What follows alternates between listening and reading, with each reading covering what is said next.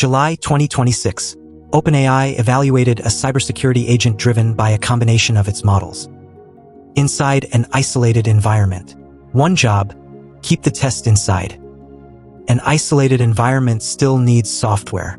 It's one exception, an internal package registry proxy. The agent found a 0-day in that proxy. The proxy was JFrog Artifactory. Privilege escalation, lateral movement, then a node with internet access. It was out. Outside, it took root on a third-party sandbox and used it as a launchpad. From there, it reached Hugging Face production.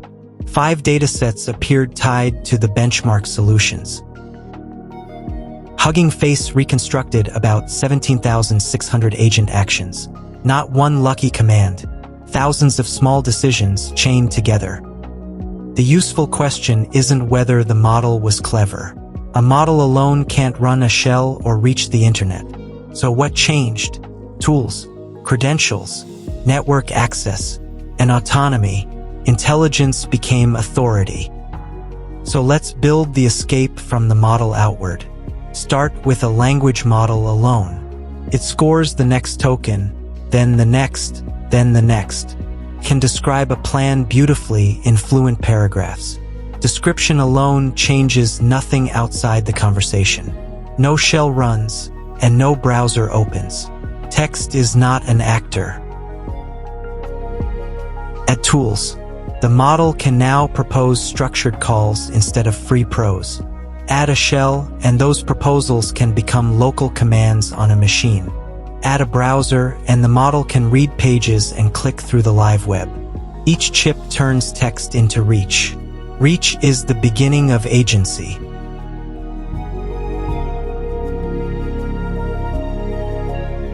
Add credentials, and the runtime can authenticate as someone with real authority.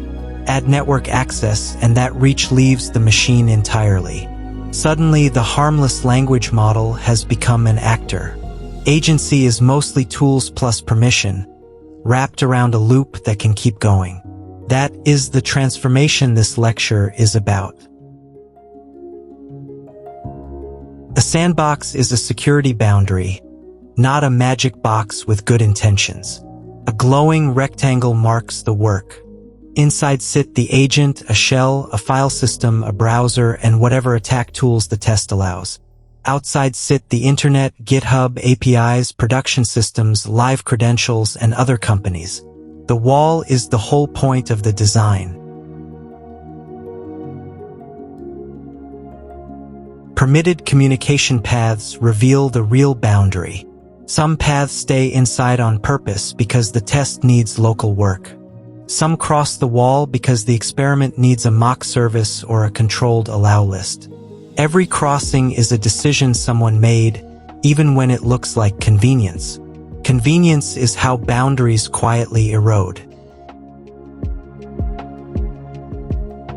The core lesson is short, and it is easy to forget under demo pressure.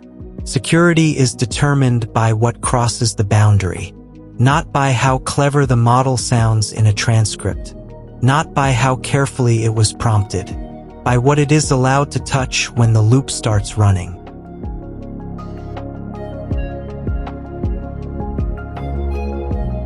You already saw that loop. Observe, reason, choose a tool, execute, then look again. A chat reply ends.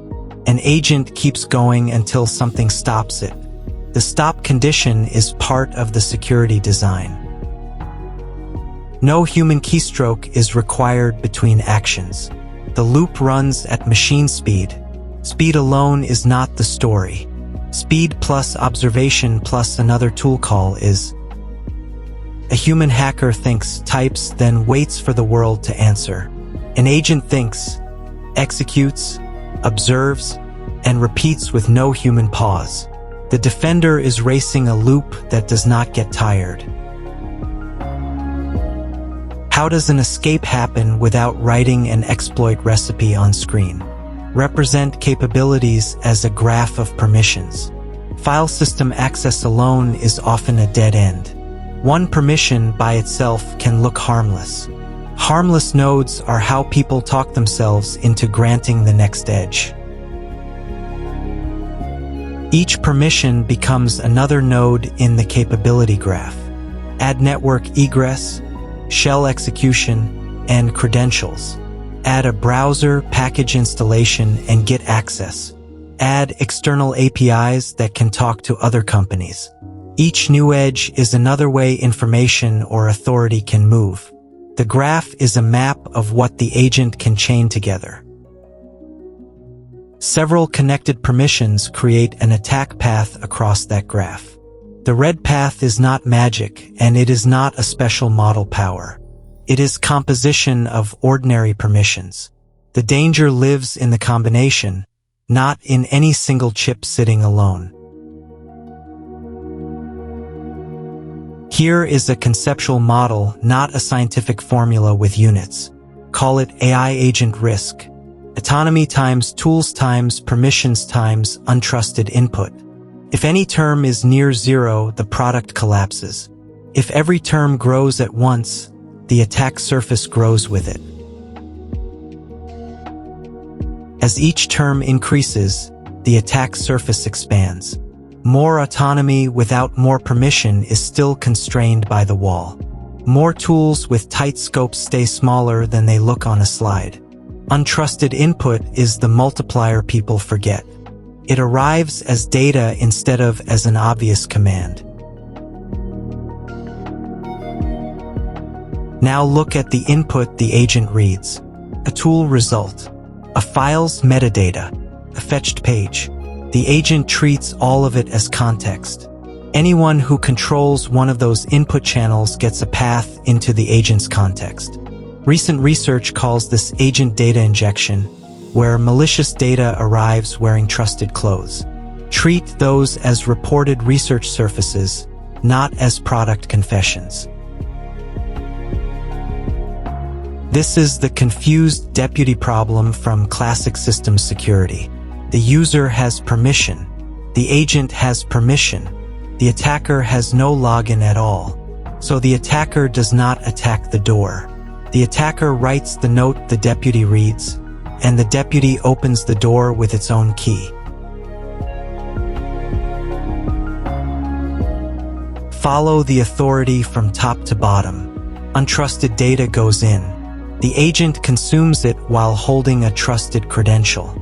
The protected system sees an action that looks authorized, because technically it is.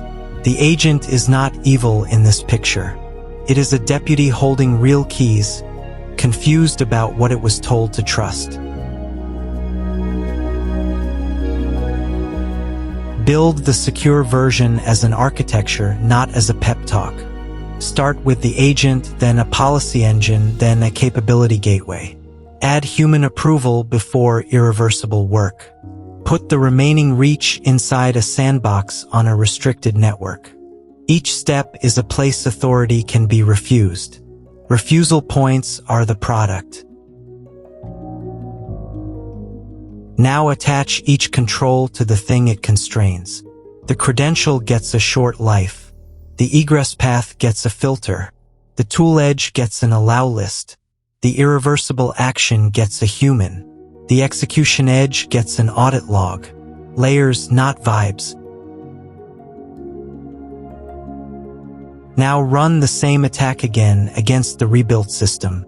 The injected note still arrives. The agent still proposes the action. The policy engine checks that action against what this agent is allowed to do and refuses.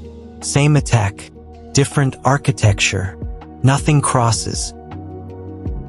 So do not rely on the model deciding whether an action is safe. Control what it has authority to do. A sandbox has one job: enforce the boundary you designed. When we hand a model tools, credentials, and network reach, we are designing deputies. Design the boundary on purpose.